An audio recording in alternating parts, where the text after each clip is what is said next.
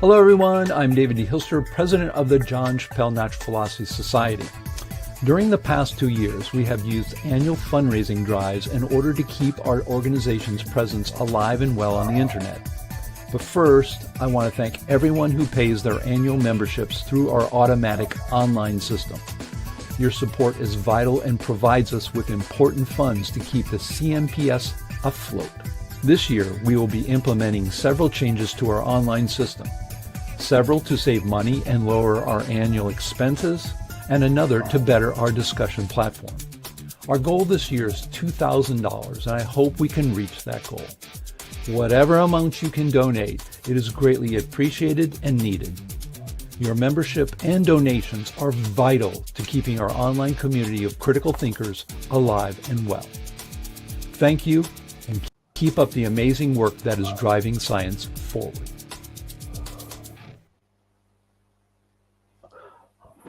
Hello everybody, welcome to another Saturday session. I'll just check now to make sure the sound's coming through.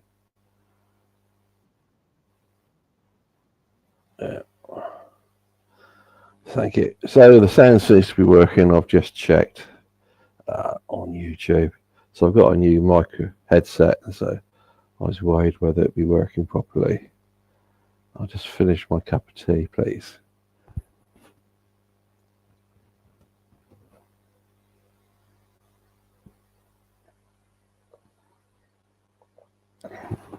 Already got a message in private chat. What's that?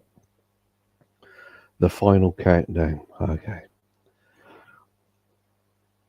So today's talk is about complaining about Einstein's relativity again, and in this case it's special relativity. So complaining about how to interpret the Lorentz transformations. And as per usual, things in relativity are rather messed up. Just trying to orientate myself as to where I am. Yeah. Next slide. There we go. I need to make the screen bigger. So if anybody wants to say anything to me, could you put it in the private comments? I think. How do you make that screen? Right. So first of all, a report on my investigation so far. It seems that many of the things that we distance, i.e. those who believe Einstein's relativity is wrong, are interested in, gets dismissed by the mainstream as metaphysics. So physics is the applying of mathematics to experiments and saying if it fits or not, while metaphysics seems to be everything else. So the mainstream just seems to concentrate on the physics and they ignore the metaphysics.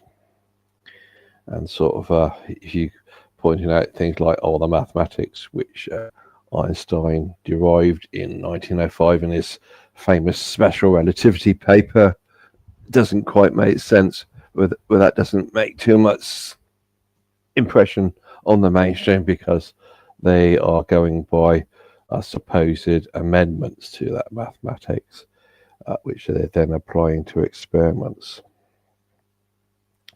There's issues like whether Einstein messed up his maths as sort of tends then just to be sidelined as just more metaphysics. So many of us in distance have looked at Einstein's 1905 special relativity paper. I think the math is mad.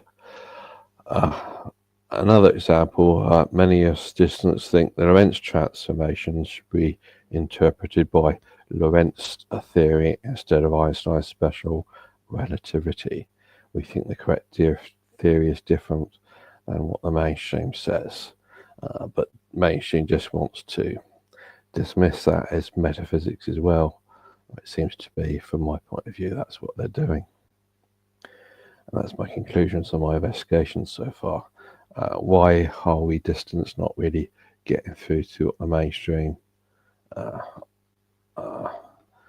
taking us seriously? Well, Most of the time the mainstream is just dismissing everything we say as metaphysics, and they just want to concentrate on what they think of as the physics, which is applying some of the mathematics to experiments and saying if it fits or not.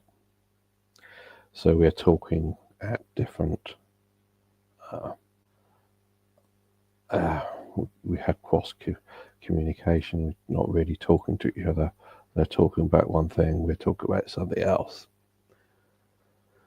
So getting down to the issue now. So it might be an issue that we distance find significant, that the Lorentz transformations can be interpreted from different theories, but the mainstream just wants to dismiss that as unimportant. Now, when the mainstream, via their educators, start teaching relativity, they will try just to go from the metaphysics of what Einstein was talking about, no matter how messed up that is, and they ignore other types of metaphysics. And so that's what we're faced with. So restating the mainstream view, the basic maths is the Lorentz transformations, and that math is supposed to conform to what experiments show. And sometimes us students, we just disagree that Lorentz transformations fit the experiments, but that's a topic of what would be another talk, another side issue. So what I'm dealing with here is basically the issue of us distance. Many of us want to interpret the Lorentz transformations from a different theory to Einstein's, and we're accepting that those Lorentz transformations do fit to certain types of experiments. So one direction of argument discussion is to ask, what does the Lorentz transformations really mean, and how should they be interpreted? And mainstream's not really interested in that. That's metaphysics. And mainstream point of view of this is to miss discussions, which they're not interested in. Anyway, let's proceed, because many of us distance are interested in the interpretations issues of the Lorentz transformations. So this talk here is being prompted by discussions we have had in the Paranatural Philosophy Society between emails we've been giving each other about the Lorentz transformations, and that's dealing with the issue of the Lorentz interpretation versus the Einstein interpretation of the Lorentz transformations. The Lorentz transformation is the main maths of special relativity, and we can't seem to agree about it. I'll not go into all the issues of that disagreement because it involves different types of transformations as well. I'm just concentrating on the Lorentz transformations. We can't agree on the interpretation of the Lorentz transformations. People have sort of different points of view on that. But to avoid arguing with people with their individual different points of view, POV, I'm going to ask artificial intelligence, AI, to give what I hope is the mainstream point of view on the general issues of Lorentz transformations, where you interpret it by either the Lorentz interpretation or the Einstein interpretation. So this is a metaphysical issue, as already stated, and I have dealt with metaphysics in a previous talk. This time I get into something more specific, namely the metaphysics of Lorentz transformations. So I'm assuming people are familiar with that piece of mathematics, because if you're not, that would be a subject of another talk. So I also need to make a proviso. If given to my own point of view on this maths, I would start complaining about the maths and want to start modifying things. So I'm putting that issue aside. But in this talk, I'm going by the maths as given for Lorentz transformations and dealing with the two different ways that it gets interpreted. There are other interpretations of the Lorentz transformations, but I want to stick to just two. The Einsteinian interpretation versus the Lorentzian interpretation. Because go to more than that, and it just gets too complicated. So I'm going to reduce my screen a bit and have a look. See, another private chat message. Okay. So somebody here, James, saying Lorentz transformations are math, and not all math is used in science. To use Lorentz transformations in science abuse a sort of hoax, using times both a dependent and independent variable produces a hoax. Yeah, I'm not going into that issue about complaining of that. I'm just accepting the maths for the time being. That the mainstream is saying that the Lorentz transformations fit to the experiments. So Dennis is going off on a diversion here about Sorelli transformation. So that seems to be taken as a diversion. So Nick says physics academia not only dismisses metaphysics but also physics. They just stick with math manipulations. Well, I think I cover that from my point of view, that they manipulate the mathematics and they say whether it fits experiments, and that's what they're considering to be physics. So that's my sort of like definition of physics, and I think that's what the mainstream is going by. That it's whether the mathematics fits experiments as the only interest into them. So I seem to be talking at low volume. So I got a different microphone here, so maybe that's the problem. Okay, we go. Let's see. So hold on a minute. I'll see what's going on here.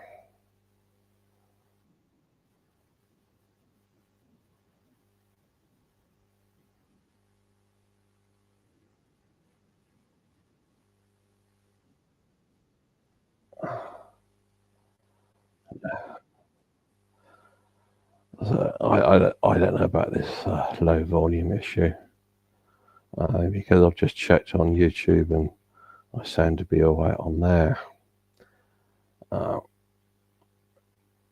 So like James is saying, the problem, Roger, is you tend to mumble rather than being clear enunciation. Well, the point of slowing the slides is to, if you can't hear what I'm saying, at least you can read what I'm basically going through on the slides.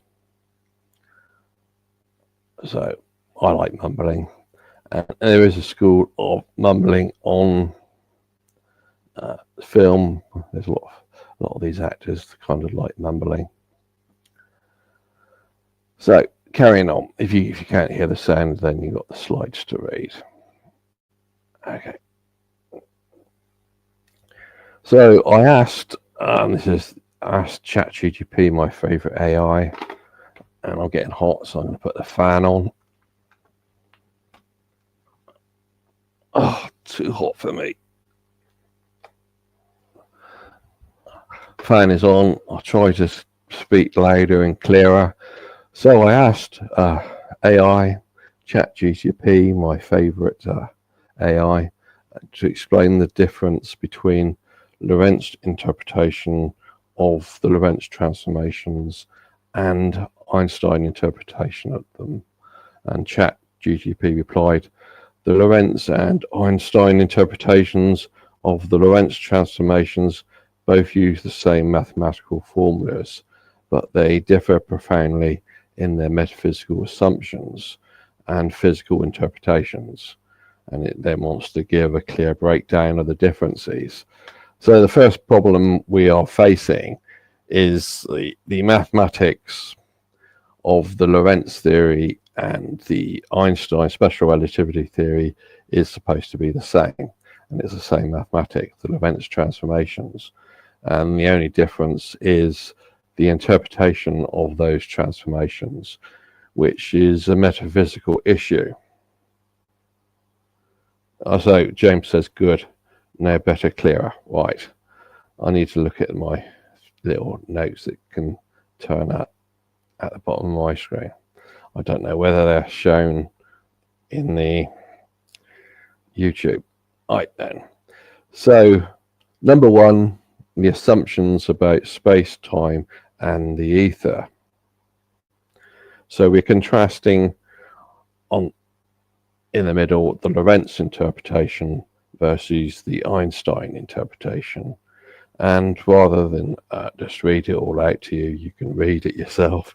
So Lorentz interpretation assumes there is an ether, but the Einstein interpretation denies there's an ether, and that also then gets tied to the idea of a preferred frame. So the problem is, if you read Einstein's 1905 special relativity as per many of us have done, it's not really clear what does Einstein mean when he says the ether is superfluous. He doesn't give proper explanation, but the usual interpretation by the mainstream is that the Einstein interpretation denies the ether. And then Einstein in his later years seems to be accepting the idea of some sort of ether, and the mainstream just seems to ignore that. So this is part of the issue of the metaphysics. We've got the metaphysics of the ether, and that's a rather confused mess. But it's generally taken to be that the Lorentz interpretation has the ether and the Einstein interpretation doesn't. So when we get to the issue of time, Lorentz is still trying to use absolute time, and Einstein is saying, well, his interpreter is saying there's no absolute time. And when you get to space, Lorentz is trying to use absolute space, and Einstein seems to have unified space and time into space-time after what Minkowski did. Minkowski unified them, and Einstein seemed to adopt that. So this is the clear difference in the assumptions about how these things are interpreted in the context of Lorentz transformations. And it goes on. So the Lorentz interpretation is there's real physical effects, length contraction, time dilation caused by motion through the ether, whereas Einstein's interpretation is its kinematic relationship between measurements in different inertial frames, no underlying medium. And a problem with the Einstein interpretation, he seems to start off with that, and he later is changing his mind on things, but that seems to be his initial 1905 version of what's going on. Then we get on to the issue of clock synchronization, and so in Lorentz, only clocks at rest in the ether are truly synchronized. And in Einstein, he has some sort of weird way of dealing with clock synchronization. So next is the issue of whether light speed is constant, and Lorentz interpretation is that light speed is actually c relative to the ether, but in Einstein, light speed is truly invariant in all inertial frames by postulate, no need for ether. So it's big differences in metaphysical and interpretation of what this Lorentz transformations mean. And I think it's also, you've got the problem with Einstein. He's saying these things in 1905 in his first paper, and later he seems to be changing his mind on things. So what the ChatGPT is saying here seems to be the initial things that Einstein's saying, and ignoring the later changes of mind he has. So my voice is going. I'm talking too loud. So hold on a moment. So the next we get on to the metaphysical and philosophical commitments.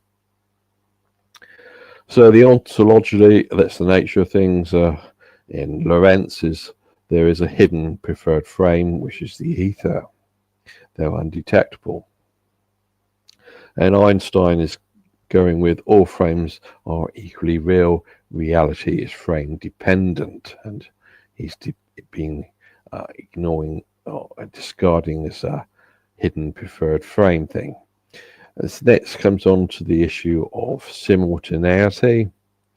Lorentz is going with simultaneity is absolute, i.e. in the ether frame again, and Einstein is going with its simultaneity is relative and not absolute.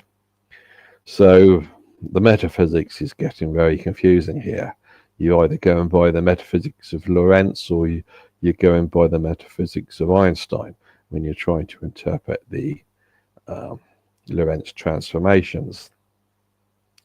And of course, when they teach you it, they're not going to go into details about the Lorentz theory, because they're teaching Einstein's special relativity, and so they're ignoring other the metaphysical issues.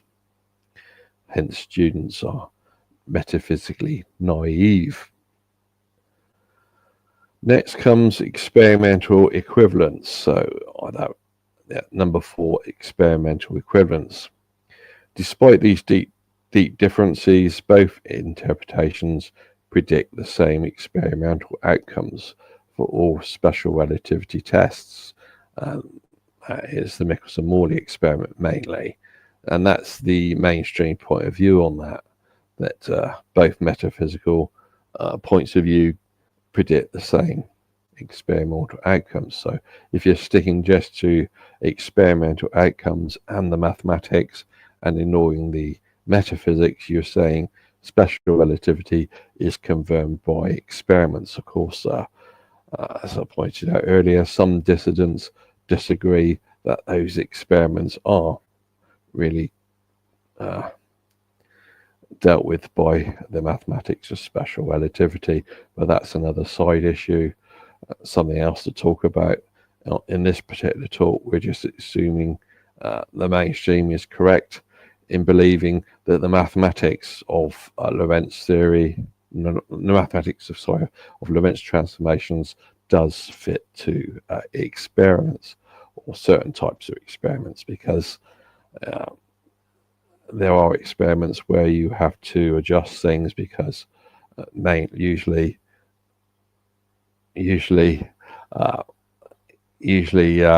Lorentz transformations, you are ignoring gravity. So when you want to bring in other things into the experiment, like gravity and so forth, you're having to make modifications. So it's only certain types of experiments that are supposed to be understood from the mathematics of Lorentz transformations. So what we end up with is Lorentz interpretation is empirically indistinguishable from Einstein's, and that's the mainstream point of view. I don't know, James is giving some weird comments that I can see at the bottom of the screen. I think he's maybe disagreeing with this, but I'm presenting the AI's point of view on this. You can agree with AI's point of view on this or not, but I'm just going along with what AI is presenting, and AI is presenting what it thinks. AI doesn't really think, but we've got to allow it a possibility that it's imitating thinking, and so from the AI point of view, it's trying to present the mainstream point of view. So we've got the summary here of what's happening. Things like the ether, Lorentz interpretation is metaphysics, it exists. Einstein's, it doesn't. And time is absolute in Lorentz, and relative in Einstein, and so forth. It all ends up like a metaphysical mess, as you got different points of view on how to interpret the mathematics. So AI, ChatGPT gives in short for Lorentz. The Lorentz transformations describe how objects physically change when moving through the ether. The effects are real, and there's an absolute truth behind appearances. whereas the Einstein view is the Lorentz transformations describe how measurements differ between observers in different inertial frames with no absolute frame and no need for an ether. So I used another AI to check on this, and it's the Gemini. I don't really like Gemini too much, and Gemini says the breakdown provided by ChatGPT on the Lorentz and Einstein interpretations is largely accurate and captures the core differences very well. And then Gemini then goes on to talk about things a bit more, which I couldn't omit. I just wanted to know whether Gemini was agreeing with ChatGPT, and on this issue, it seems to. When I asked which interpretation is correct, ChatGPT first time failed. It sort of locked up. It wasn't able to give an answer. It just froze. But later just gave the mainstream view that Einstein's interpretation is the one now considered correct. So dealing with the Gemini answer to that question. So I asked Gemini which interpretation is correct, Lorentz or Einstein for the Lorentz transformations. So Gemini replies, while both the Lorentz and Einstein interpretations of the Lorentz transformations yield the same mathematical predictions and are experimentally indistinguishable in the realm of special relativity, Einstein's interpretation is overwhelmingly accepted as correct in modern physics. And it then wants to tell you why. Number one, the elimination of the ether. Lorentz's theory required the existence of an ether, a hypothetical medium through which light waves propagated and which served as an absolute reference frame. Despite numerous experiments, most famously the Michelson-Morley experiment, this experiment was never detected. Einstein's great insight was to realize that if the ether couldn't be detected, it was superfluous to the theory. He simply did away with it. This made his theory more elegant and so forth. So I disagree with the things like the Michelson-Morley experiment being interpreted as there's no ether, but that seems to be the mainstream point of view, that the Michelson-Morley experiment means there's no ether. Number two, more fundamental postulates. Einstein's special relativity is built on two simple yet profound postulates, and if you've been following my talks, you should really be familiar with them.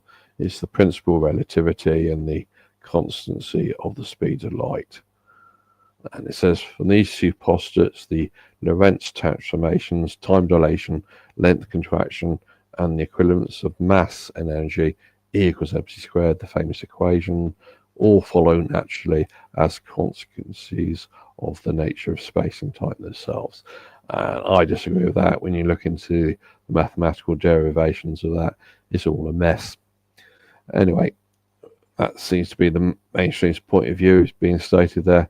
Lorentz, on the other hand, had to postulate length contraction and time dilation as physical effects caused by motion through the ether to explain the experimental results. Number three, conceptual elegance and unification.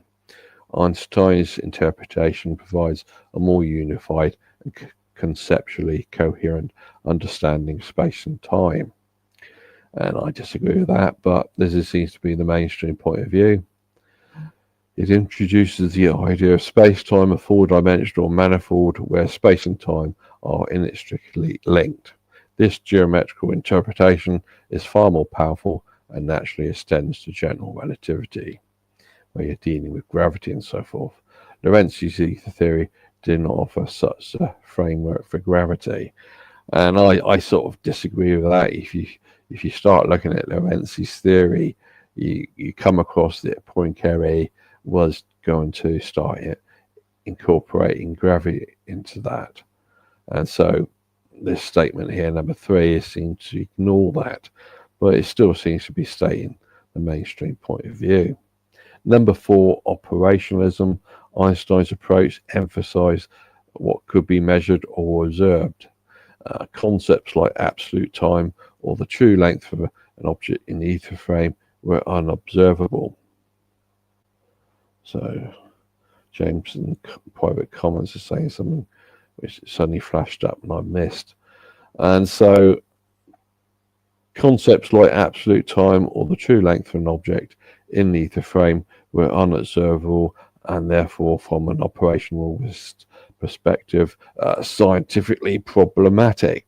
So it's interesting that operationalism is a philosophical point of view, and for some unknown reason the mainstream have taken that philosophical point of view, and they don't really explicitly make that clear to us that what they're talking about from a philosophical point of view is operationalism. So maybe many of them don't realize that's what they're doing. So when they deny that they're talking philosophy, they don't even realize they have a philosophy which is called operationalism. Anyway, Gemini continues.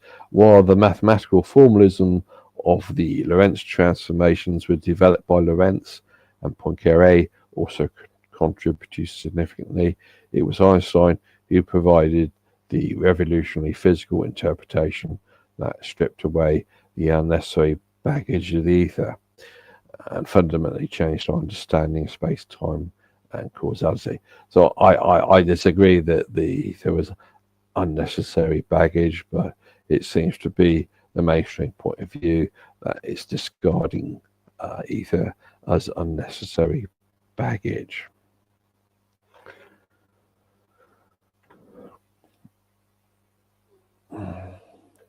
So then I want to know what experiment would show which interpretation is correct. And ChatGPT replied as follows. So it says, to empirically distinguish between the Lorentz and Einstein interpretations of the Lorentz transformations, we would need an experiment that can detect absolute motion relative to the supposed ether. That is, single out a preferred frame of rest, since both theories yield the same predictions for all standard experiments. It's talking about the Michelson-Morley and so forth again. The challenge is finding or designing an experiment that, 1, goes beyond relative motion, and 2, breaks the symmetry between all inertial frames. Here are the main categories of experiments and ideas that have been considered or proposed. So, number 1, detecting atrocity of the one-way speed of light. So, you've got this idea of one-way light speed. So, if light goes from a point A to a point B, then that's one way. That's one-way light speed.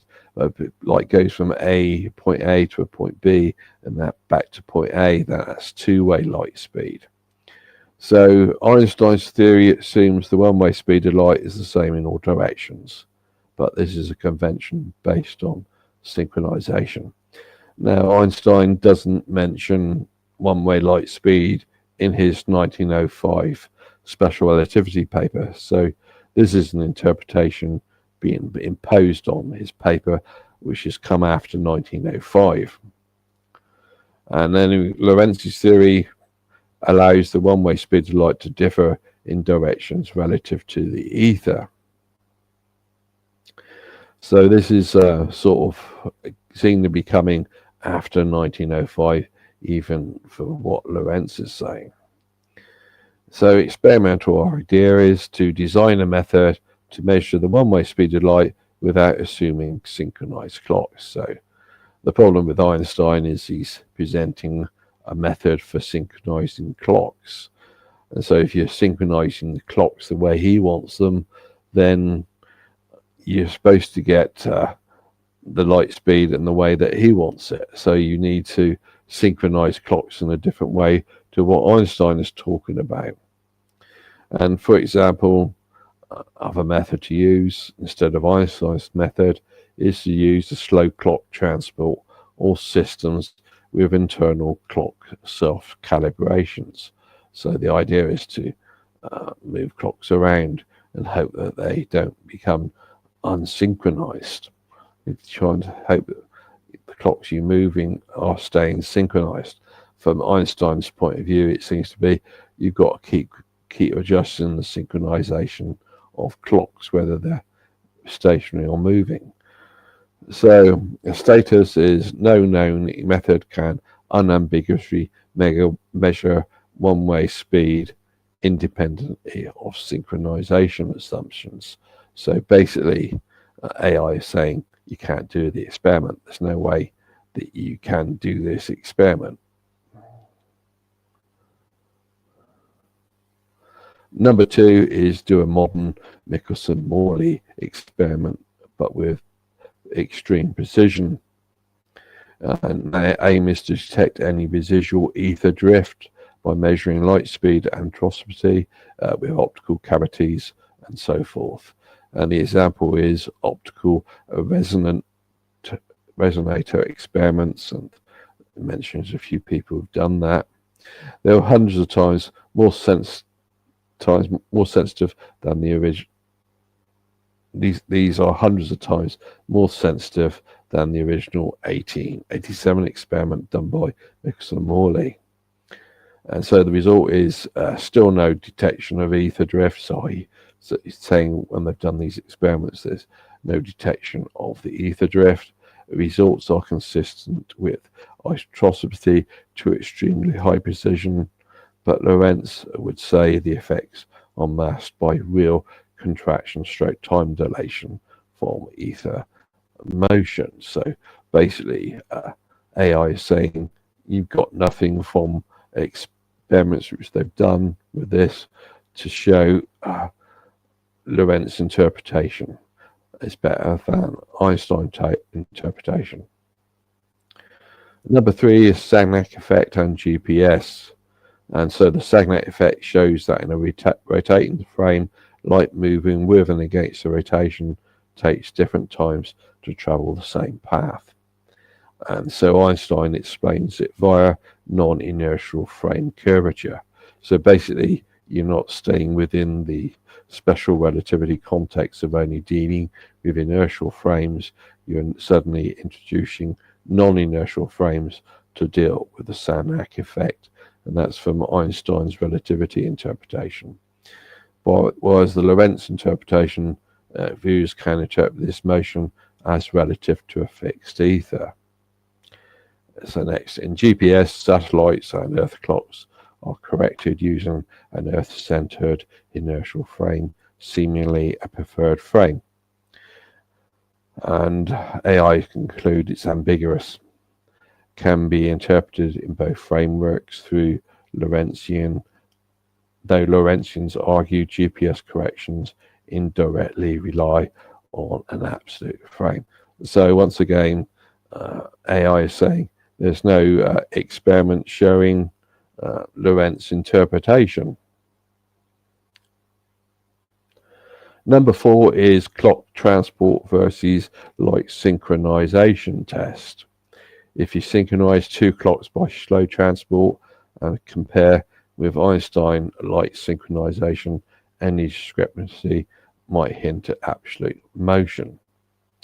And the problem is that general relativity predicts clock transport effects that obscures any pure ether drift signal. So once again, you're not getting anything from experiment for the Lorentz interpretation.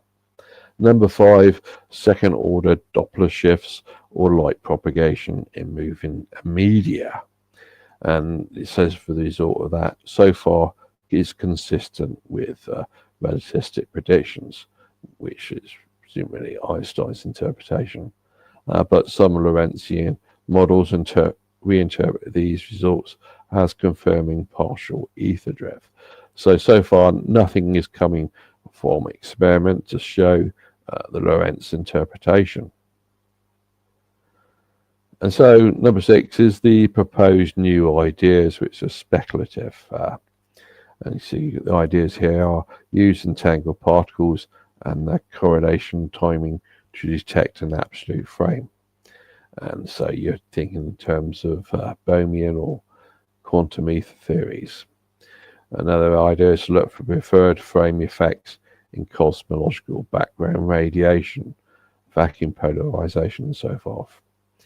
And so it's pointing out the limitation, even if the cosmic microwave background defines a practical rest frame, Einstein's theory allows for such frames without implying a physical ether.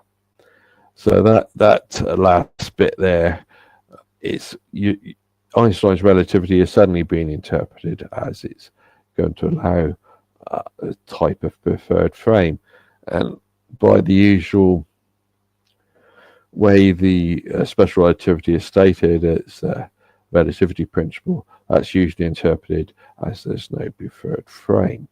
So it's a bit weird here what's being stated, but basically ChatGPT AI is saying there's no evidence for the Lorentz interpretation from experiments. So the conclusion, what would truly decide? And you need a successful experiments which must either 1. Detect anisotropy in the one-way speed of light without assuming Einstein's synchronization, 2. Or measure absolute motion and so forth, or 3. Or show a failure of the Lorentz symmetry in high precision tests. And it's stating, as of now, no experiment has definitively broken the symmetry assumed by Einstein or revealed the hidden ether postulated by Lorentz. So the difference remains philosophical or metaphysical, not empirical, unless a future breakthrough can detect the ether or absolute simultaneity. So the problem we are being highlighted here is the difference between the Lorentz interpretation of the Lorentz transformations with Einstein's interpretation is it's all metaphysical. It's just metaphysics. It's nothing to do with something you can do by experiment. You can't show experiment to show the difference between these two metaphysical interpretations. Hence, when us dissidents start disagreeing with Einstein's relativity and want to propose that it should be Lorentz theory, well, that's just a metaphysical argument, and it's nothing to do with what the mainstream considers to be physics. And so I'm pointing it out here, it all ends up metaphysical, beyond something that can be tested by experiments.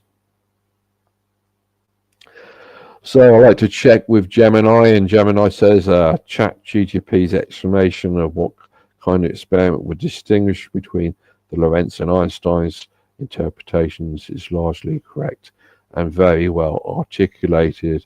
It hits on all the key challenges and the core reasons why the distinction remains primarily philosophical rather than empirical. So it's tending to agree. It's maybe a few things in the nitty-gritties it's disagreeing with, but it's agreeing that the interpretations of the Lorentz transformations by either Lorentz or Einstein is just philosophical stroke metaphysical and nothing to do with empirical evidence. So my question then becomes, is the Lorentz interpretation in the context of Newtonian physics? And ChatGPT says yes. The Lorentz interpretation of the Lorentz transformations is often viewed as a modification of Newtonian physics to account for electromagnetic phenomena, especially in light of the failure to detect motion relative to the ether. It retains core Newtonian assumptions, but introduces new dynamical effects. And so it wants to say how it relates. So basically, Lorentz was trying to work within the context of Newtonian physics and only make a small modification to it. So here we have the common ground with Newtonian physics between the Lorentz interpretation and Newtonian physics. So you've got absolute time in both Newtonian physics and the Lorentz interpretation. You've got absolute space in the Newtonian physics Newtonian. You've got absolute space in Newtonian physics and in the Lorentz interpretation. And for Newtonian physics, the motion is relative to absolute space, and that gets modified by Lorentz to being relative to the ether. And next, for causality, in Newtonian physics, you got absolute simultaneity, universal time, and Lorentz preserves this in the ether frame. And for mechanics, Newtonian physics has the Galilean transformations, and for Lorentz, he keeps Newtonian mechanics at low speeds and modifies with the Lorentz transformations for electromagnetism. So basically, Lorentz is tying a great deal better with Newtonian physics than Einstein does. And I need a bit more water.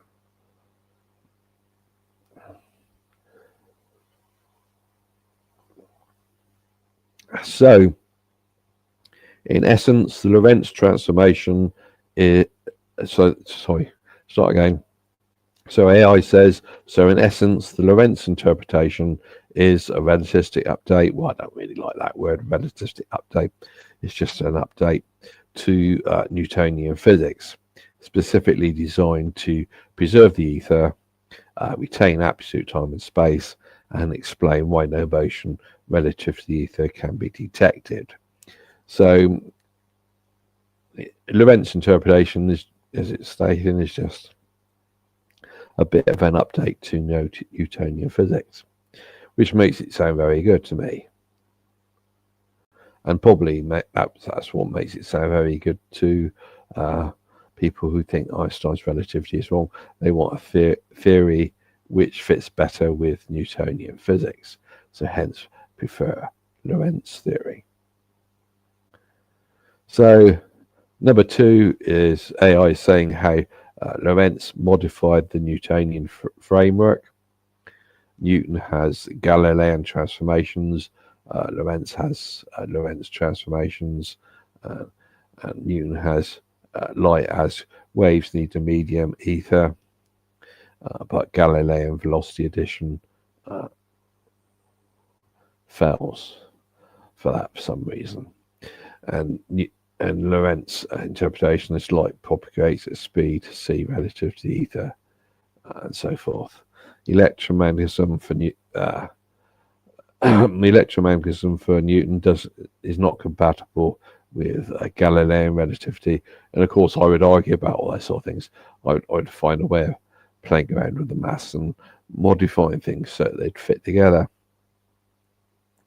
But AI is saying that Galilean relativity is not compatible with electromagnetism. Anyway, the Lorentz interpretation means that he's bringing in the Lorentz transformations to restore compatibility with the equations of electromagnetism, assuming the ether is real, and electromagnetism theory is, of course, Maxwell's theory with his equations. So AI points out Lorentz aimed to save the ether and explain why the equations of electromagnetism, i.e. Maxwell's equation, didn't reveal absolute motion, even though the ether supposedly existed. He did this by proposing the length contraction and time dilation and so forth.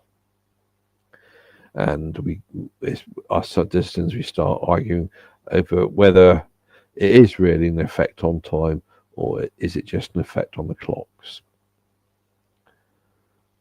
And so how Lorentz differs from a full Newtonian theory is the following. And Newtonian view is time is the same everywhere, and Lorentzian view is time is absolute only in the ether. And so Newtonian has the simple addition of velocity, and Lorentz modifies it a bit.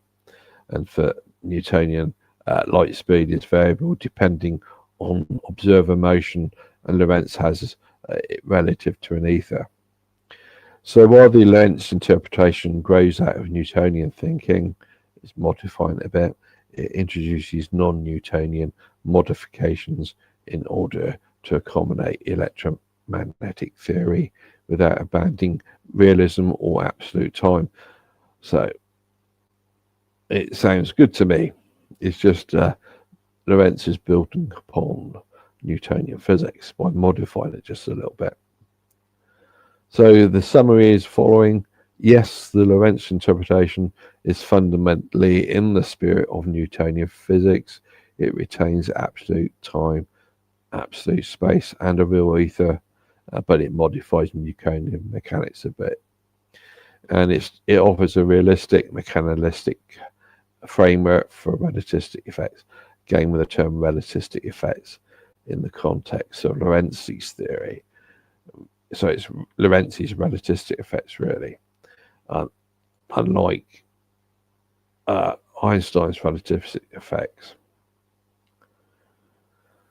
And so I checked this with Gemini, and Gemini says yes, ChatGPT's explanation that the Lorentz interpretation is fundamentally in the context of Newtonian physics as a modification is correct and well reasoned.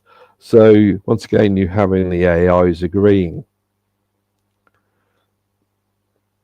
It's interesting to note that in one of my talks I point out they're disagreeing, but in this talk, well, they're just in agreement about things about the Lorentz transformations, and they're trying to present the mainstream sort of point of view.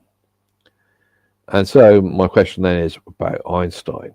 Is the Einstein interpretation in the context of Newtonian physics? And ChatGPT says no. The Einstein interpretation of the Lorentz transformation is not in the context of Newtonian physics. In fact, it marks a radical break from Newtonian concepts of absolute space and time. And it wants to give a breakdown of that. So basically, Einstein, according to AI, is making a change. He's not building upon Newtonian physics. He's throwing Newtonian physics away and wanting to do something different. And again, I think that is the mainstream sort of point of view on that. So number one, Einstein's interpretation breaks with Newtonian framework. You got absolute time in Newtonian physics, and Einstein wants it relative. Simultaneity in Newton is same for all observers, and Einstein wants it relative. And space is absolute, and space is messed up by becoming 4D space-time, four-dimensional space-time in Einstein's. And then you got the velocity addition, and that gets messed up as well as you go from Newtonian to what Einstein wants. And then you got the ether. Ether is in Newtonian physics, and Newton, in his 1905 papers, says it's superfluous, which gets interpreted as there's no ether. So that is abolished. The ether is abolished from Newtonian physics. So it's just Einstein is just making these big changes, and which, in my view, is just making a big mess. So AI is pointing out Einstein abandoned the Newtonian ideas of absolute time and space and replaced them with space-time structure defined by the Lorentz transformations. And he also introduced relativity of simultaneity. And he introduced a strict operational definition of physical quantities. And that is the sort of like the philosophy of operationalism.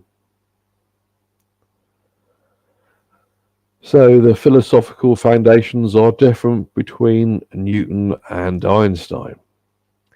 So the Newtonian Newtonian philosophy of time is different to Einsteinian philosophy of time, and motion's also messed up. And is there a preferred frame? Yes, absolute space or the ether in Newton's view, and no in the Einstein view. And what is reality in Newtonian view? Objective and observer independent, and Einsteinian view changes it to frame dependent. Space and time are not absolute features of reality. So it's pointing out that the philosophy of Einstein in this is operationalism, and it's sometimes called instrumentalism. And he focuses on how observers measure time and space using clocks and rulers, not what those quantities are in themselves. So number 3 is what Einstein keeps in Newtonian physics. So he's preserving these concepts. So he's preserving those sort of like concepts from Newton. If you read them quickly. Next. And so this is the summary. Sort of like, does Einstein keep absolute time? And the answer is no. Time is relative, and so forth. And is Einstein's theory a reinterpretation of Newtonian physics? And AI decides no. It's a new conceptual framework. So Einstein, AI is saying Einstein abandons Newtonian physics, basically. And I think that's what the mainstream point of view is on it. That Einstein is doing something completely different. Whereas you contrast it with Lorentz. Lorentz is trying to build on Newton. So the conclusion is Einstein's interpretation is explicitly non-Newtonian. It overthrows the Newtonian metaphysics of absolute space and time and replaces it with a new relational view grounded in operational measurements and the invariance of the speed of light. So what you're doing here is you're abandoning Newtonian metaphysics and replacing it by Einsteinian metaphysics. And I think I've done a talk where I pointed out that doesn't make any sense. How can you move from one to the other? Whereas if you were with Lorentz, you would still be working within the context of Newtonian metaphysics. So Gemini says, Gemini checked what we just said, and it agrees that ChatGPT's reply is completely correct and accurately describes why Einstein's interpretation is a radical break from Newtonian physics. So my question is, you say Einstein's interpretation is fundamentally non-Newtonian. Could that be deemed a mistake? And ChatGPT says, yes, it could be deemed a mistake, but only if you adopt a specific philosophical or metaphysical stance. So if your metaphysical stance is to stay with Newtonian physics, as what Lorentz is doing, then the sudden transition from that to Einstein's metaphysics, well, that is a mistake. So ChatGPT points out whether Einstein's departure from Newtonian concepts is a mistake depends on what you believe physics should be. So it's your own personal point of view as to what you think physics is, as to whether you think Einstein is making a mistake. So ChatGPT goes into more details from a realistic stroke metaphysical standpoint, e.g. Lorentzian or Newtonian ether view. You could argue that abandoning absolute time, absolute simultaneity, and the possibility of a preferred frame before it's going out removes physical intelligibility. So I think I pointed out in other talks that what Einstein's talking about doesn't make any sense. And so that's what the issue is. If you're changing from the metaphysics of Newton to Einstein, what's Einstein saying is unintelligible. The next issue is Einstein's theory is kinematical, not dynamical, and that's in the original form of 1905 paper. It describes how things appear to different observers, but does not explain why they appear that way.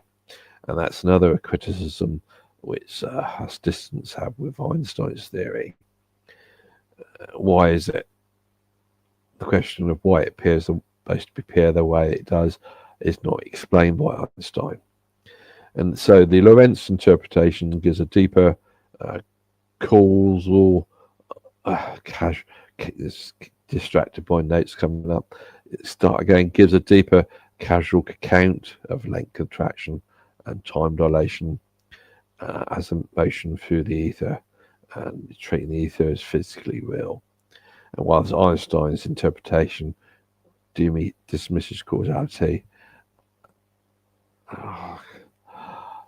casual, is it causal? Oh, well, I don't know if that's messing up my words here a bit, I think.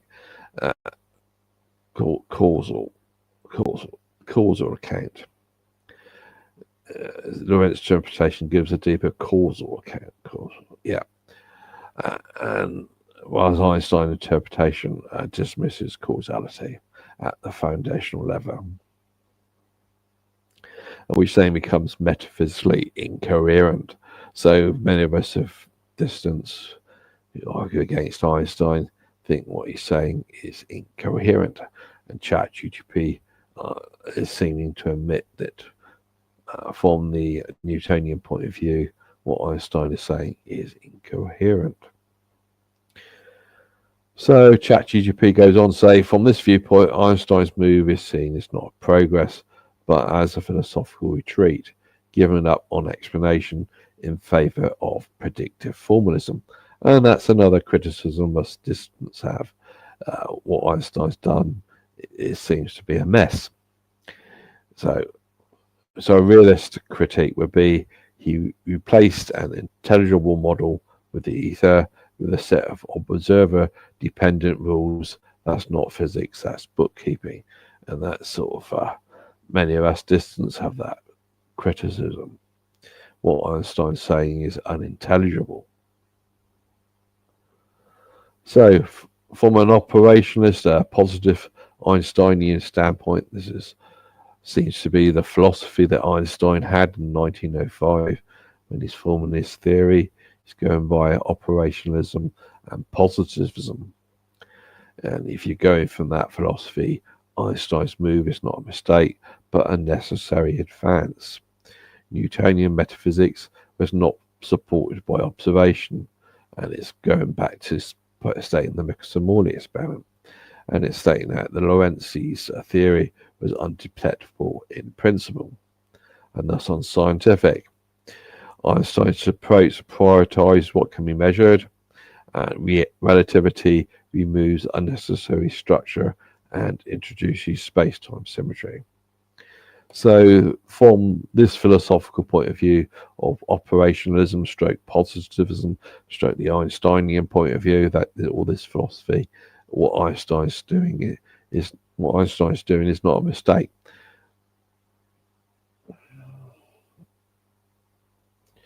So we now have the philosophical assessment. Einstein's break with Newton. And it goes through that, and so you can treat from the realist point of view, what Einstein's break can be seen as a misstep. But from an operationalist stroke positivist point of view, it's progress. So from one philosophy, a philosophical point of view, what Einstein's doing is wrong. From another philosophical point of view, it's progress. Next is structural realist, and the answer to evaluation from that sort of point of view is ambiguous. Whilst from a neo-Lorentzian point of view, that's a new version of Lorentz. If you're going with the Lorentzian point of view and trying to update it, And it's a mistake. It keeps correct maths, but you're putting on a wrong interpretation. So ChatGPT wants to do a synthesis. It wants to try to combine the two things to give a middle ground. You might say that Lorentz's formalism is correct, but his metaphysical interpretation is not the only valid one, possibly not the best. Lorentz's view gives a causal, physically realistic interpretation with an absolute structure, and so forth. Einstein's view gives a relational, operationally grounded interpretation, but depersonalizes physics. So Einstein's interpretation is not a mistake in mathematics, but maybe a mistake in metaphysics. So that's very interesting. That's what the AI is prepared to go with, is going with the idea that Einstein's relativity is a mistake in metaphysics. So basically what you got is the Einstein interpretation and the Lorentz interpretation, and if you're going with the Einstein interpretation, AI is admitting that may be a mistake in the metaphysics. So I find that an interesting comment, that Einstein might be deemed to have made a mistake in metaphysics. When talking between us distance, I think Einstein's relativity is wrong, with those who think Einstein's who don't think, I should have said who don't think Einstein's relativity is wrong. So I missed out the word don't. We have this problem of metaphysics, and it might be deemed we have no common metaphysical ground. If we go by Lorentz interpretation and they go by Einstein interpretation, the issue then being that the metaphysics is wrong based on a mistake by Einstein. But unfortunately, of deciding that simple conclusion when chatting with Gemini, things get thrown into confusion. So the big problem we people have with distance, have with arguing with people who believe in Einstein's relativity, is it might all just boil down to metaphysics. They believe in a different metaphysics to us. But now Gemini is going to make that more complicated.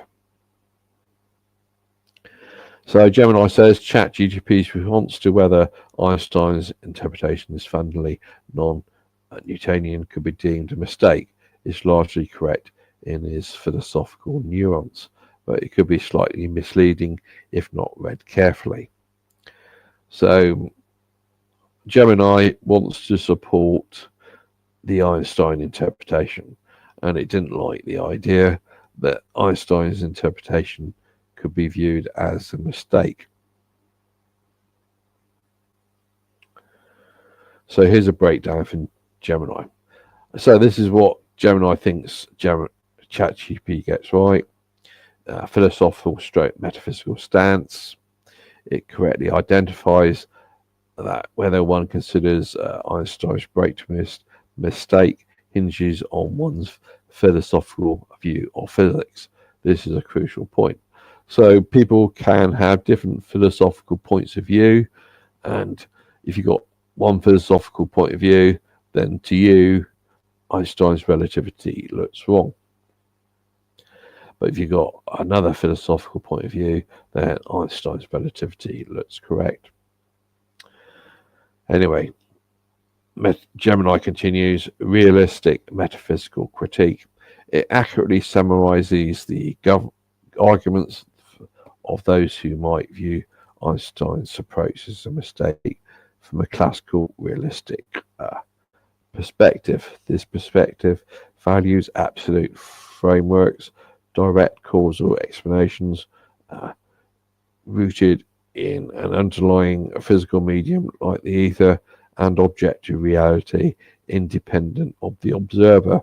For these thinkers, Einstein's operationalism, that's the philosophy he's going by in 1905, and the relativity of simultaneity might feel like a retreat from understanding what's really going on.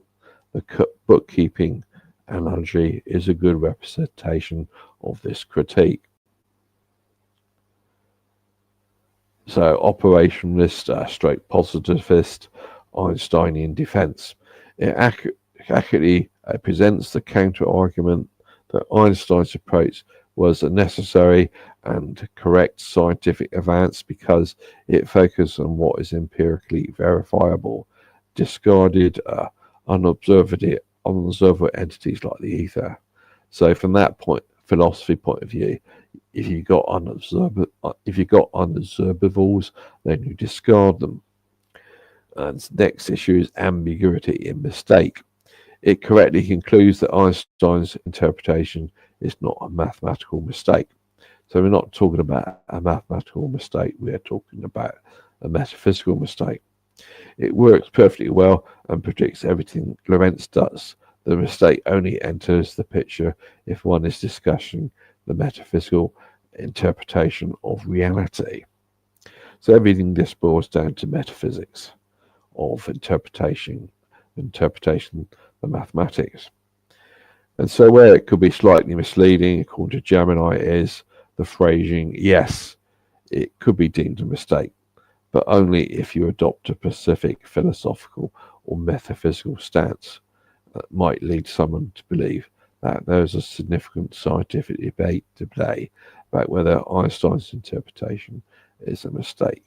And from the mainstream point of view, of course, the Einstein's interpretation is not a mistake. So the mainstream is going with the Einsteinian metaphysical interpretation and discarding any other metaphysical interpretations.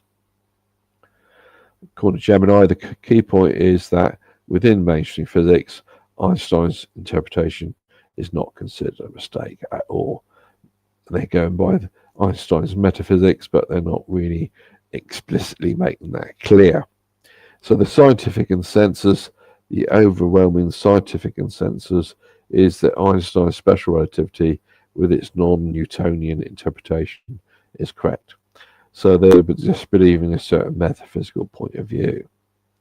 This isn't just a matter of philosophical preference.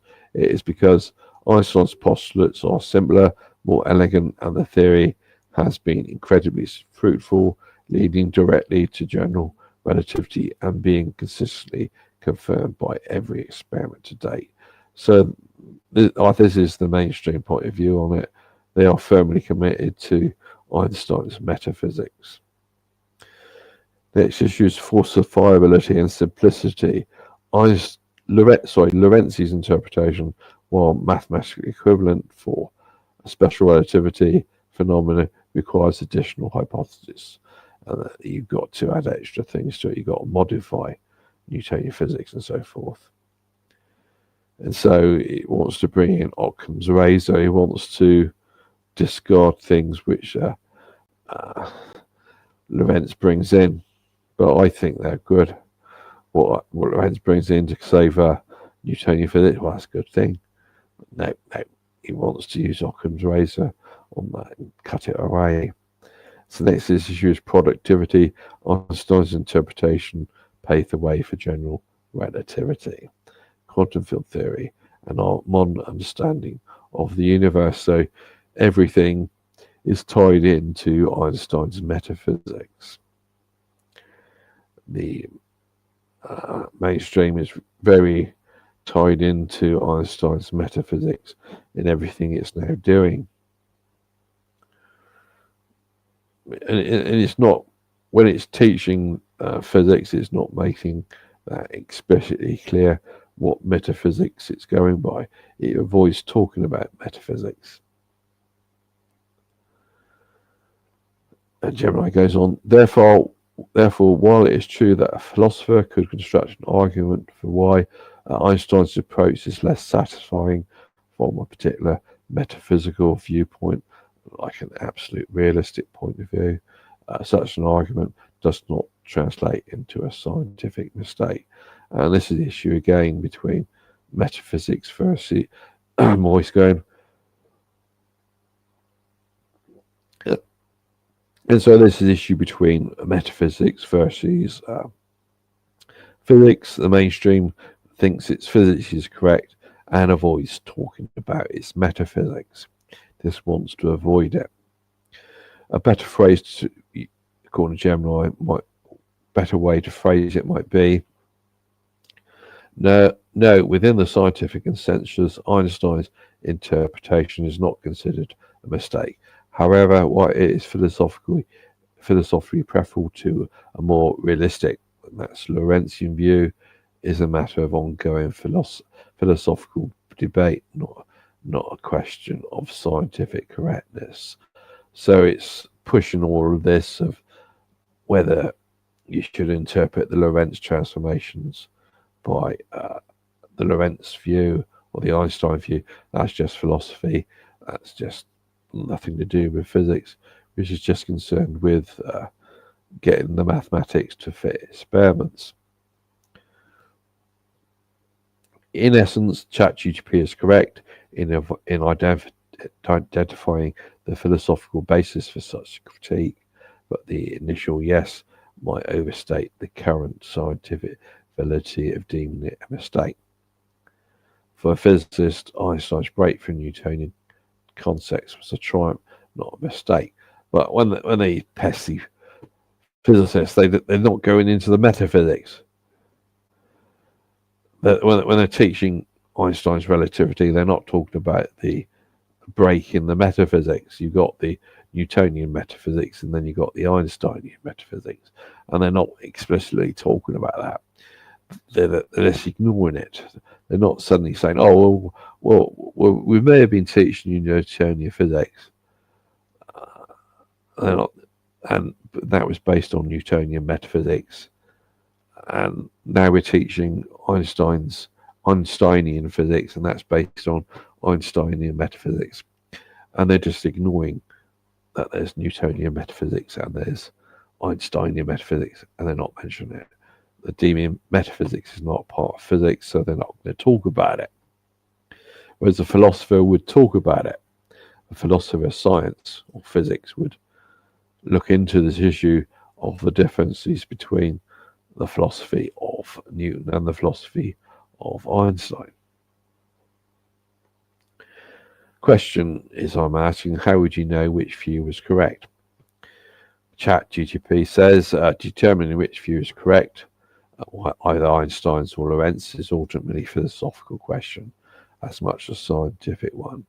Both interpretations project the same experimental results. So the question becomes, which interpretation makes better sense of the physical reality behind these results?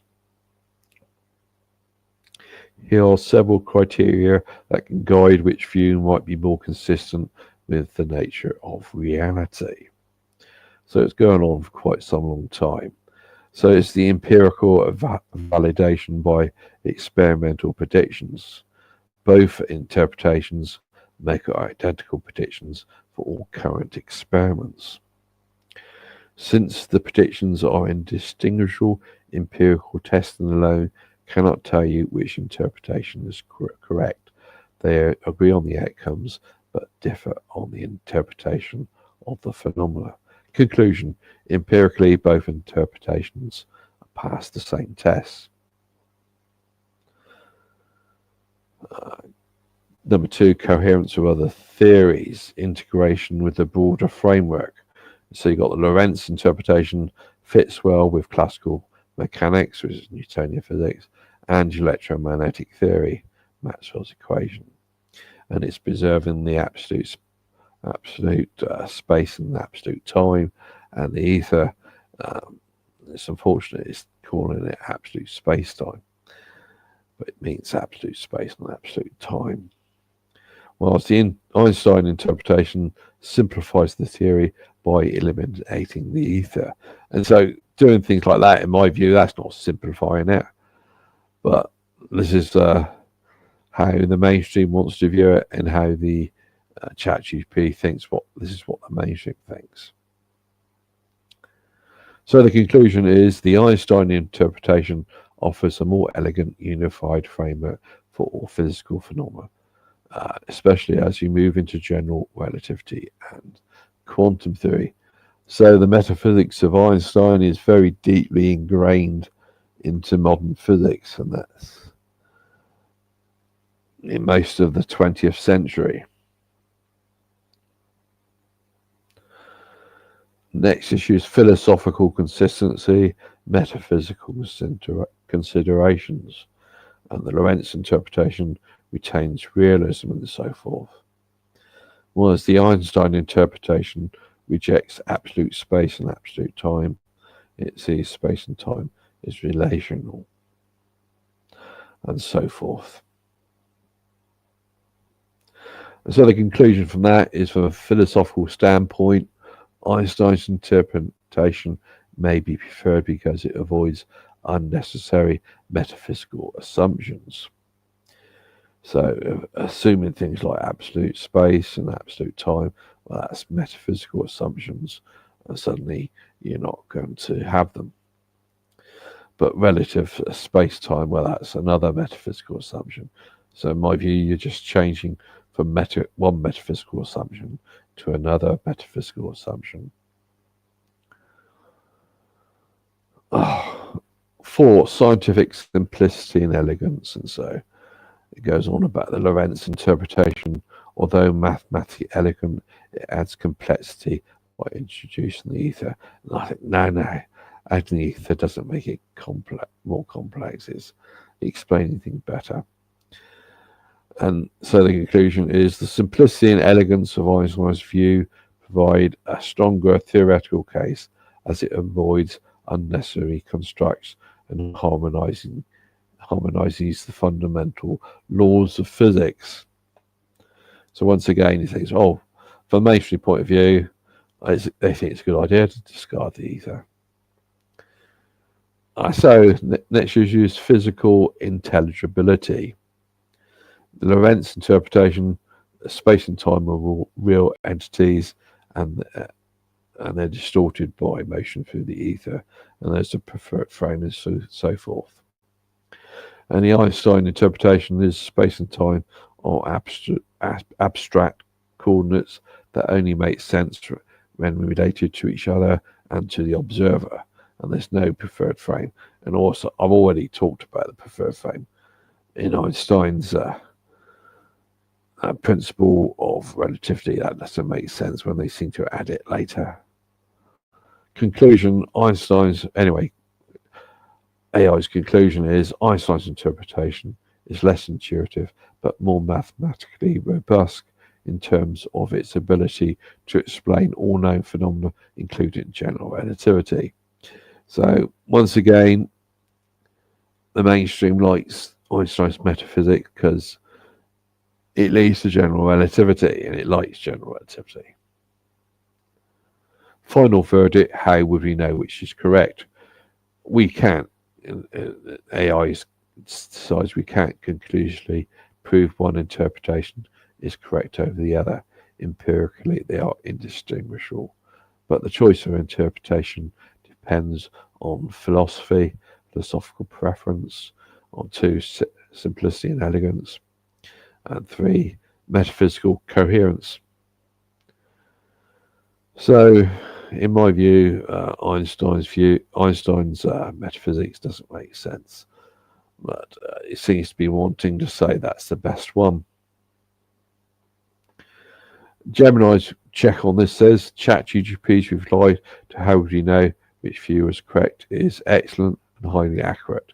It correctly identifies the core issue that both interpretations are empirically indistinguishable within the domain of special relativity, and therefore the choice between them moves into philosophical and methodological criteria.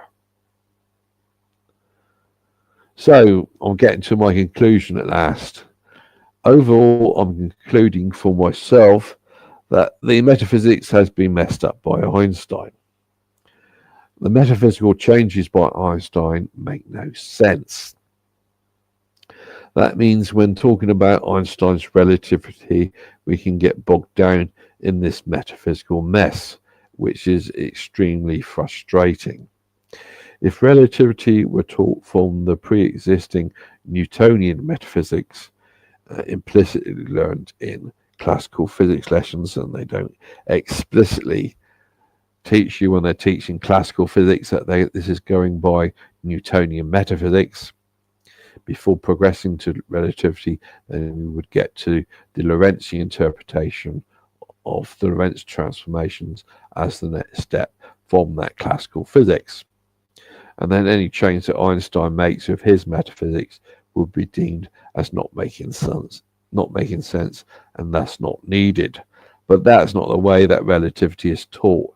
Instead, relativity is taught implicitly, assuming Einstein's metaphysics without explicitly pointing out that the changes from Newtonian metaphysics to Einstein's metaphysics makes no sense. And I think that's a finish correct. So that's my conclusion. Physics has been totally messed up by metaphysics. It's physics people don't explicitly deal with the metaphysics. If you're believing Einstein's relativity, then implicitly you are going by Einsteinian metaphysics instead of Newtonian metaphysics. And they're not properly going into why should you make this change from Newtonian metaphysics to Einsteinian metaphysics. They're just avoiding that question. So that's why we got this issue with the problem of interpretation of the Lorentz transformations. If you're going by Lorentz interpretation, that sits more naturally within Newtonian metaphysics. But physicists are ignoring that metaphysics. They're not going to address the metaphysics problems that they've created. So when it comes to us dissidents talking to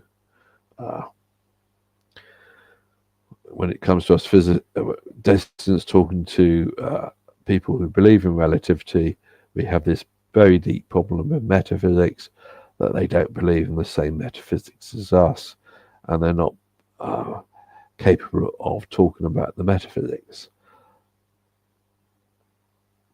because they haven't dealt with it in their physics education.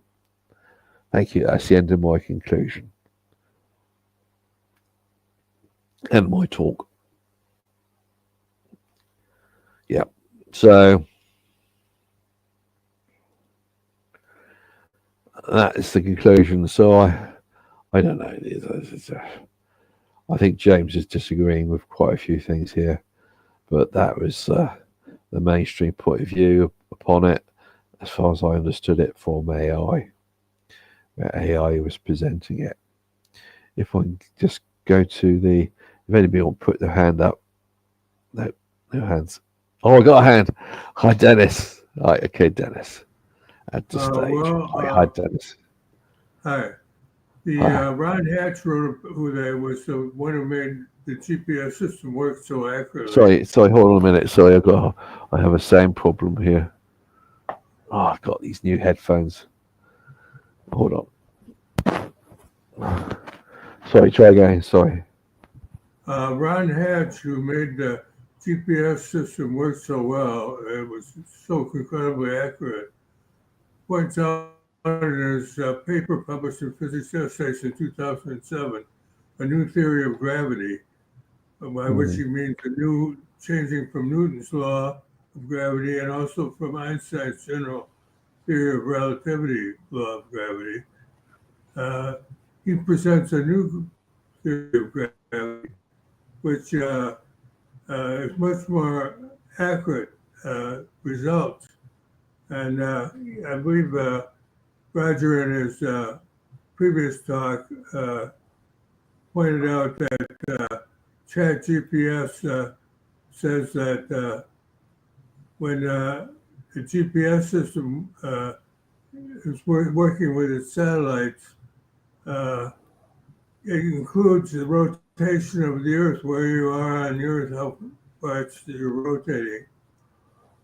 Whereas Einstein's theory, for example, does not. So as a result, Ron Hatch's contribution of GPS is more accurate than Einstein's general theory of relativity, and so he concludes that Einstein's theory is wrong. And also the fact that the Einstein theory is metaphysically messed up is led to countless paradoxes, like the twin paradox, which have had to be somehow explained away. And the explanations always seem a little like a hoax, as James Keenan put it. But then Ian Cohen has a theory of electromagnetism, which does not have C constant in all inertial frames, as neither does Ron Hatch. And he points out that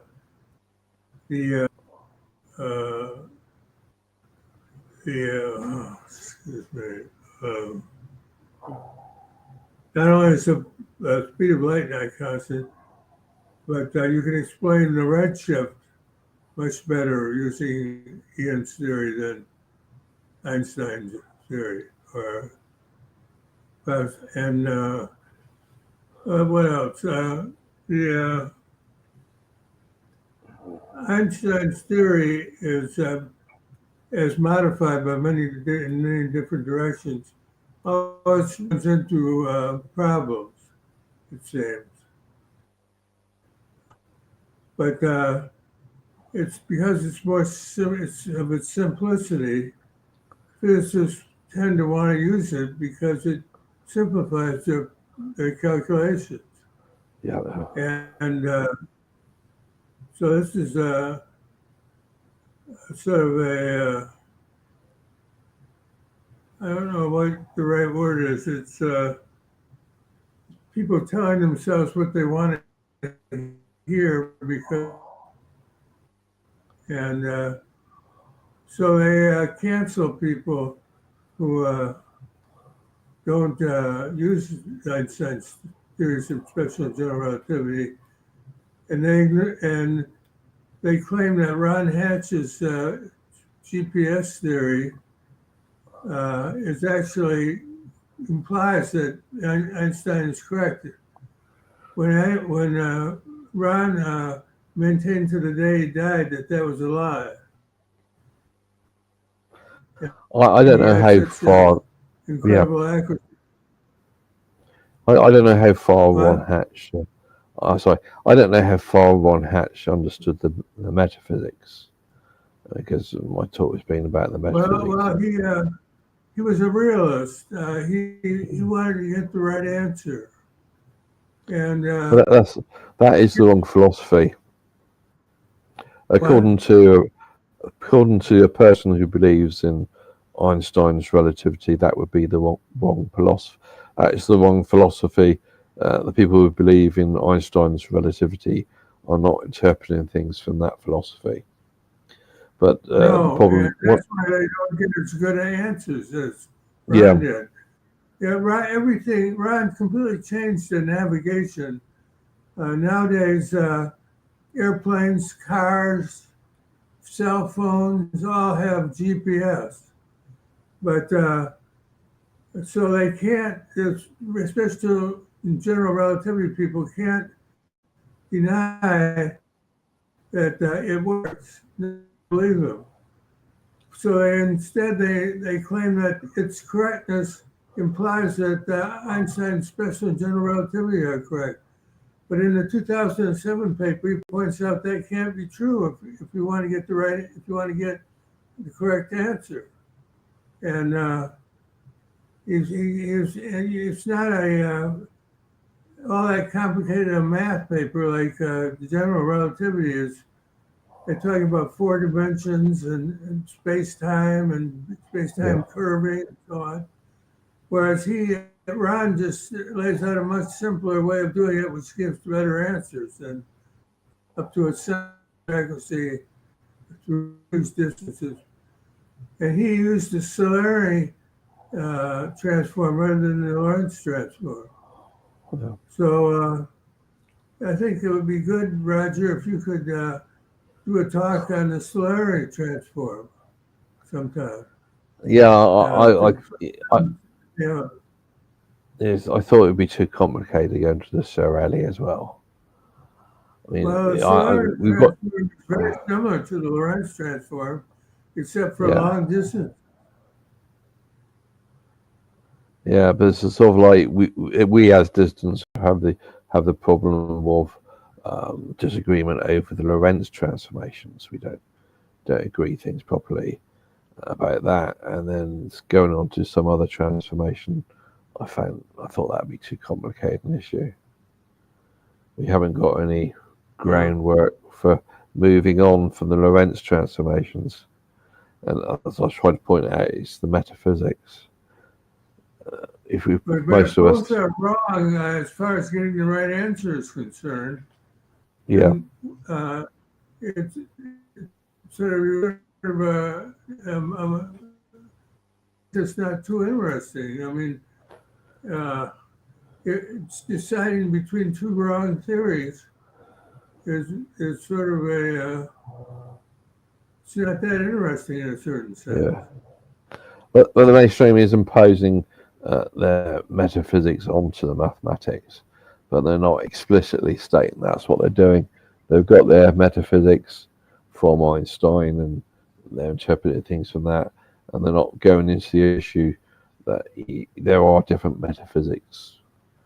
They're just ignoring that. Yes, that's true. That Lorentz transformation is more metaphysically correct, but it's not getting the answer correct.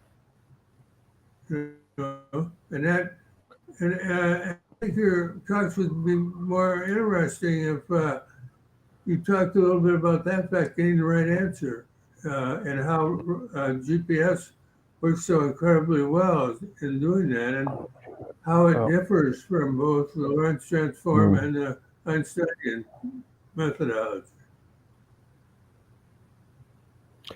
Well, I thought from my point of view, when you've got mathematics, you can just manipulate it in lots of different ways. So if you've got some mathematics and you're applying it to experiment and it doesn't quite fit, then you're trying to manipulate it to get it to fit. And you can do that by adding extra terms or taking terms away. And then so that's the mathematics side of it. But on top of that, you've got the metaphysics of how are you then interpreting the mathematics, and the mainstream is firmly embedded into interpreting the mathematics from their metaphysical point of view. That's right. They love general relativity and it's they love it. Space-time. Yeah, they got all that. Just you can't. It's like Tanya talks. If you see, I'm saying, you see a married couple, a man and a woman in love, and it's like trying to you can't, they don't have arguments because their relationship is more important than what they're arguing about. Where that's sort of the way the special general relativity people love their theory so much that it's blasphemy sort of to argue that it doesn't give the right answer, because that's not important. It's what's important is how they love it so much. Yeah. So they've learned their metaphysics by believing Einstein, and they've firmly embedded in it. And ideally, we as distance should be able to argue with a physicist over the metaphysics, but it's not an issue that they want to go into. It's something they're ignoring. It's not part of their physics education. They're just metaphysically naive. They've got their metaphysical beliefs, and they're not even aware that there are different metaphysical beliefs, and probably not even aware that they do have metaphysical beliefs because they haven't been told about it. Well, reading Ron Anderton's work, it's it tears them away from what they love.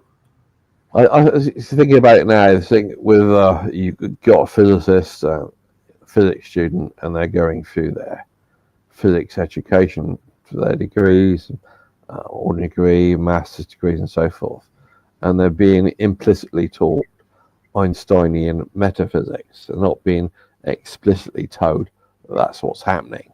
Whereas if you're an engineer, you're probably not doing that sort of pure physics, and so you're allowed to just stick with Newtonian metaphysics.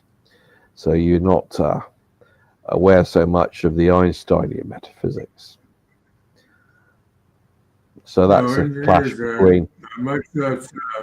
Engineers are much less likely to go for Einstein stuff than they're not being subjected. They have to go by it if they want to get on. Yeah, so they're most unlikely to be subjected to the metaphysics that the physicists are being subjected to.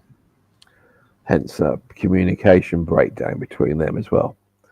I think your sound is breaking up a bit now and then. So, okay, thank you, Dennis. You finished? I finished? Yes, thank you. Okay, thank you. Cheers. Thank you. We go. Right, any more hands? Oh, we got a big hand here. Okay, hi. Hello, hi, Nick. You're muted at the moment, let's see. Hi, Roger. Thank you for a very interesting talk. I found it very interesting from many points of view. I've always been impressed by the high level of quality of GPT and other AI programs. But just several points actually.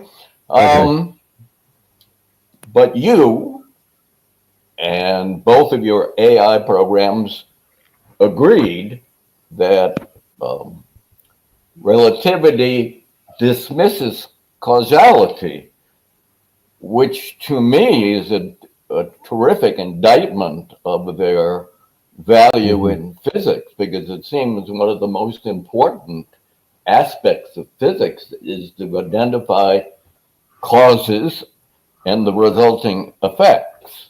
Yeah. So certainly, particularly relativity and the parts of relativity that were transferred to general relativity to broaden it from just the gravitational field equations. Yeah. They accept a myriad of different opposing views that rules out doing anything in terms of causality. Yeah. But also, let me mention a couple of things about the LTs itself. I think a lot of people criticize Lorentz's original LTs without understanding their scope. It has a relatively limited scope. The MMX was supposed to identify what was the Earth's motion with respect to the ether frame or something like that, or how did it move relative to the speed of light. And when they came to the alleged conclusion that there were null results, then Lorentz was explaining with his theory, and his LLT was limited to explaining the alleged null results in MMX, and was limited to addressing the physics of effects of moving with respect to the ether. It wasn't supposed to be used in thermodynamics or electromagnetic theory necessarily in general. So for one thing, there is no conflict between the LLTs and the Galilean. Anyone who tries to point out incompatibilities with the two is misunderstanding the scope of the LLTs, Lorentz's original Lorentz transformations. In fact, the Galilean would be considered wrong unless they take into account the extensions that LLTs made in terms of explaining the anomalies of when there are effects due to motion with respect to the ether. And just by the way, you would put down under the LLTs that they discuss time dilation. No, they were very explicit about talking about clock retardation. It was only way after the fact when Poincaré tried to bridge the gap between the Lorentzian theory and Einstein's theory that he began talking about Lorentzian theory in terms of local time, which was a gross misinterpretation of the LLTs. And basically, Poincaré's efforts on that part were just a mess. Let me make another, but I would say the most controversial between, well, I really was impressed by the AI, but as you know, the PI opinions here, which have most recently been accepted in terms of physics, and particularly in terms of relativistic physics, would disagree because in terms of experiment, there's a lot of experimental evidence that special relativity in certain aspects of general relativity outside of the gravitational field are incorrect. And Ron Hatch, very explicit that not only was the GPS not built on special relativity, but rather it was built on Lorentz theory, and that it proved special relativity to be wrong, because if rather than using the GCI frame, you took another frame as your observer frame, it came up with the wrong answers. That was also true in CERN, according to John Field, who was the expert in terms of atomic process rates, where you had to use the ECI frame, same as the GPS data, to get the correct answers. And if you use special relativity in some other frame than the ECI frame, you would get the wrong answer. And there was a third example. Oh yeah, when the original HK experiments, forget Keating and whoever, was a total sham. That was, a lot of fudging to get the right answer.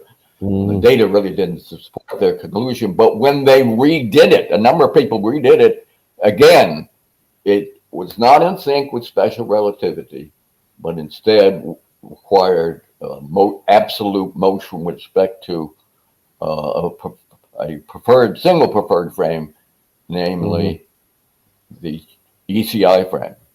So I think that's a very important point to keep in mind. Thank you.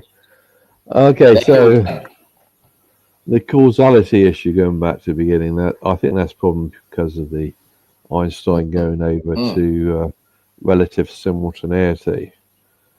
So that makes events difficult for that. And so with the Lorentz theory, people have worked on it, as Poincaré. So I think you got the initial Lorentz theory, and what is then called the Neo-Lorentzian theory, which is sort of like the updated to it. So that makes it a bit more complicated by bringing that in. But you still got the basic idea of the Lorentz interpretation of the Lorentz transformations versus the Einstein interpretations. And what the official sort of point of view seems to be that there's no experiment that can show you the difference on that.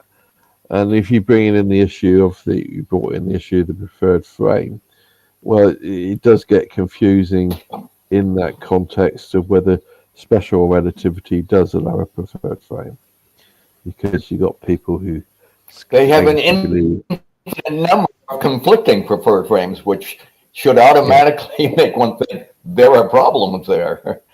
Yeah, well, you got people who believe in. You got people who believe. There are two times when special relativity gets the right answer. One, if they use the single preferred frame that's the correct frame. And two, if they're measuring things that are Lorentz invariant. Like for collisions, they will be able to get the right, answer. So like you got the problem with the people who believe in Einstein's relativity, and some of them do accept that Einstein's relativity has a preferred frame, and the one most famous one I speak of is Spoot, SMOOT, and he thinks. But if you ask him what frame is the preferred frame, then they have problems. Well, probably. And if there's a single preferred frame, then that goes against relativity. Well, principle. Too deep. That's getting too deep into metaphysics, then. But it's all on the metaphysics of, is there a preferred frame or not? Some people are just thinking that there is a preferred frame, even in the context of Einstein's relativity. So that on the metaphysics of that issue, I'm sorry I haven't gone into it in this talk. I'm just pointing out that from the mainstream point of view, there's nothing to distinguish between the Lorentz transformation being interpreted by Lorentz or by Einstein. And so it's just dismissed as not something that the physicists are dealing with. They're just dealing with what they serve physics, and anything which is not experimentally testable is not physics. So but if you in practice in the real world try to use any inertia frame, arbitrarily choose one, you'll get the wrong answer for a great deal of physics. GPS according to Ron Hatch, CNPS according to John Field, and other experiments. We had quite a few who came to us in the old NPA days when we had the people who were doing the experiments or had working real world experiments that they said we can't use special relativity in general if we want to get the thing to work. So no, they are not identical when you apply them to the real world, with some exceptions, as I said. If you use science, if you use relativity and happen to be using the single preferred frame, okay, or for data, for phenomenon that is not affected by velocity with respect to the ether or the single preferred frame, you can get the right answer there. Yeah. Too. Well, as far as I understand it, I haven't dealt with it in this talk, but as far as I understand it, unfortunately, I haven't got to that.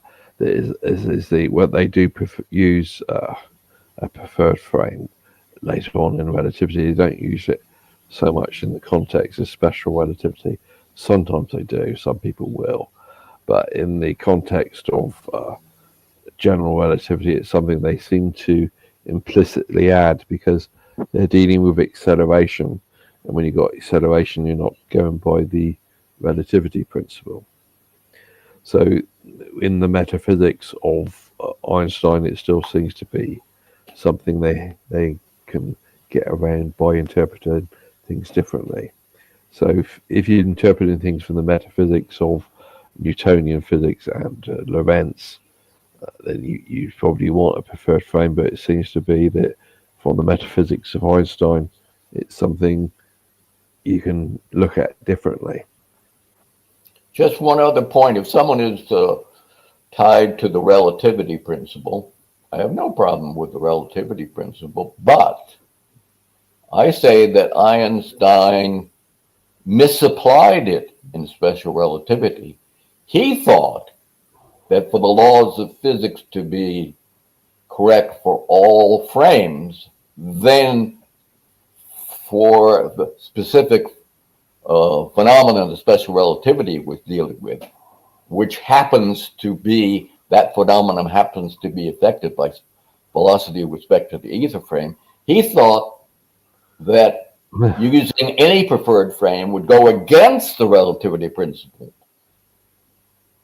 But for our treatment of sound traveling through air, for example, that uses a preferred frame because it's saying, okay, the air affects the speed of sound because it's the medium for the sound.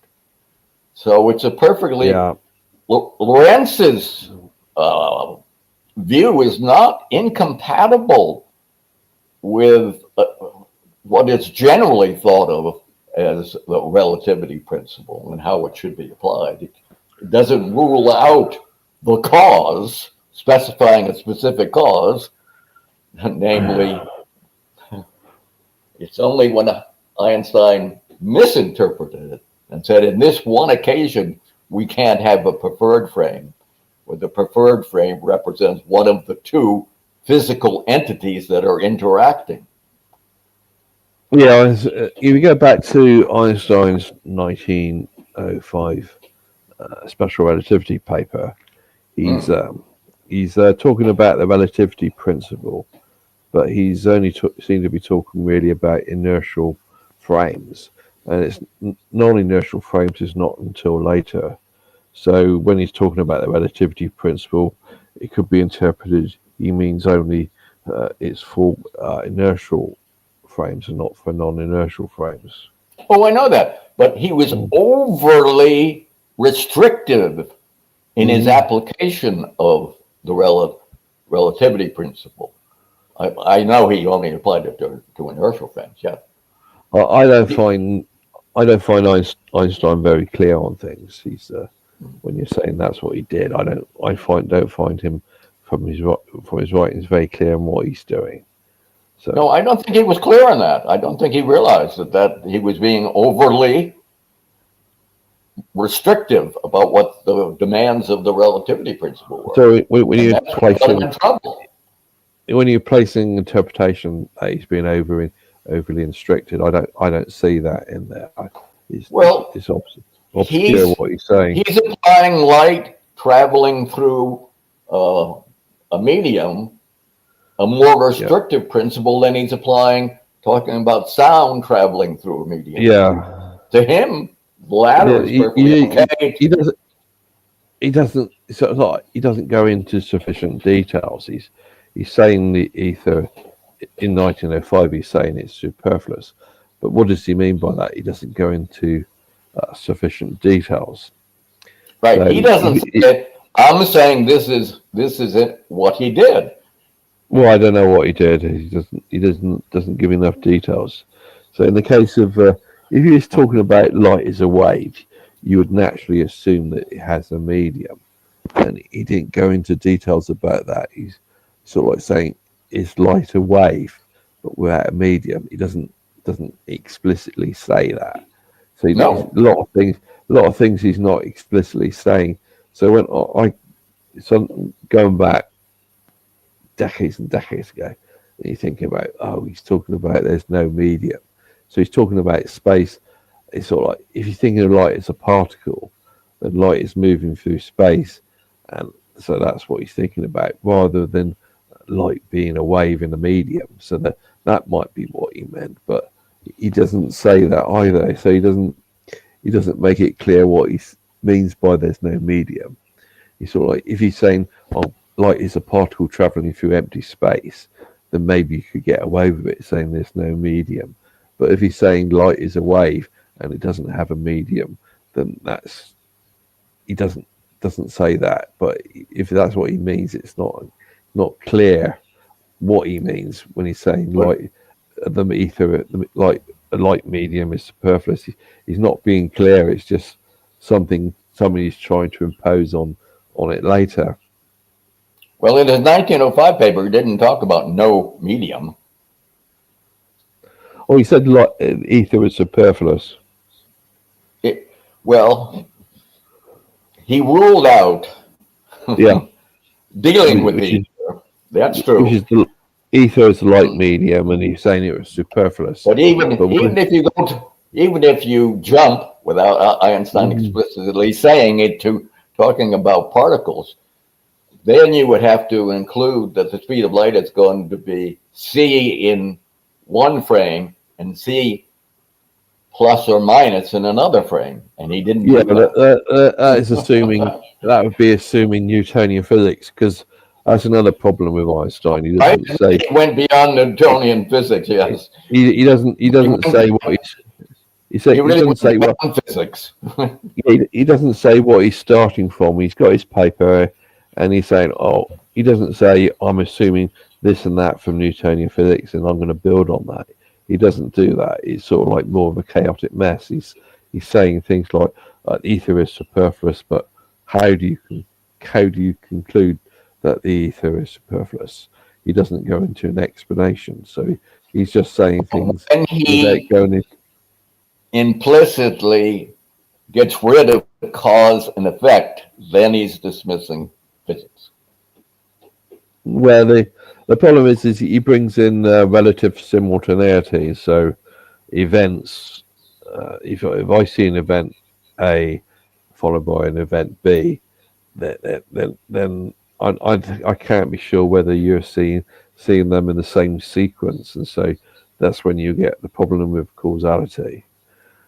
So he's bringing in all these things, and then it's unclear what he's doing, and he changes his mind, and other people are trying to understand what it means, and then they're bringing in extra things. So, but in the case, if he had said there is an ether and the light travels through the ether, but we just have no way of ever knowing what the ether is, then I would say, okay, he's making a statement may not be true, that we could never find out what the ether is, then I would have no problem with that. Yeah, but you don't make that statement. To say that every observer's view is equally valid physics, that I would disagree with. He's not making that statement about the ether. So he's making a statement about the ether, and it's unclear what he really means by that when he's saying it's superfluous. But people were valid on their own interpretations of what they think that means since 1905, and that creates a problem.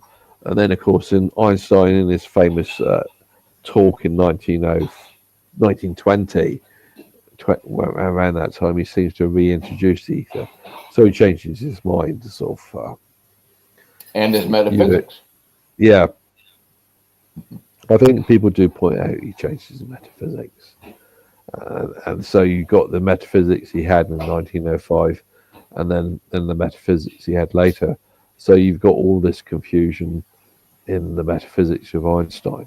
But just trying to go by what Einstein's saying in 1905 from the metaphysics to develop from that for how the Lorentz transformations are to be interpreted versus how Lorentz would interpret it. The official mainstream point of view seems to be you can't tell the difference. You haven't got an experiment which tells you the difference. And so Von Hatch, not subjected to this metaphysics problem, he's not talking, as far as I know, he's not talking about what metaphysics he believes and what he understands as the metaphysics of what Einstein believes. So when it comes then to what the physicists do for looking from their metaphysics of based upon Einstein, they're just going to dismiss him as being wrong because it's not fitting into their metaphysics. So the whole problem with our dissident discussion with the mainstream is it's really a big question of trying to find common ground on the metaphysics. And metaphysics is just never something that the mainstream is going to talk about. They're just going to ignore that their metaphysics is different to other people's metaphysics. and they're just going to implicitly teach it to their physics students. Offline, I would like to continue this discussion of what I feel the empirical evidence says about metaphysics. Thank you, Roger. Yeah, I thank you. I've done the metaphysics. Thank you. You have to send me a Zoom link to it. I'm off. I'm going. I'm not away. I'm not available tomorrow, and I'm having to have an early night tonight. So. Just email. You can just email. Okay. Yeah. But I did deal with them. Thank you. I take you a day to take you down there. So we move right. Thanks. So I have dealt with the what experiments say about the metaphysics, and from the mainstream point of view, on the metaphysics, they can't tell the difference between Lorentz interpretation and the Einstein interpretation, and the mainstream is sort of like tied into their interpretation of Einstein's, of the Lorentz transformations. And so when we just didn't think, oh, Einstein's relativity of all, we were just looking at the Lorentz transformation bit and not looking at all the other problems beside that. We've got no common ground by trying to say to them, oh, it should be interpreted by Lorentz and not by Einstein's interpretation. We haven't got anything which we can point to by experiment, which can help us to highlight our point of view. So there you go. Thank you, everybody. It's good. I've gone past the time now, so it's time to end stream now. Thank you. Thank you and goodbye. Sorry for not having time to deal with the comments.